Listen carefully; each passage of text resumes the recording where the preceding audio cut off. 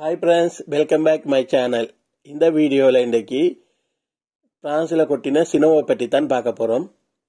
இன்றைக்கு 21ஆம் தேதி 11ஆம் மாசம் 2024. நார்மலாவே டிசம்பர் மாசங்கள்ல அப்படித்தான் சினோ கொட்டுறது.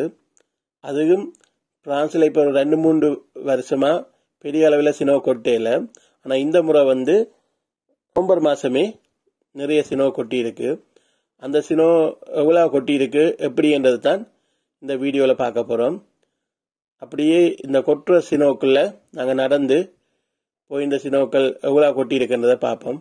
வாங்கோ, இது ஒரு நல்ல ஒரு வீடியோவா வரும் என்று நம்புறேன்.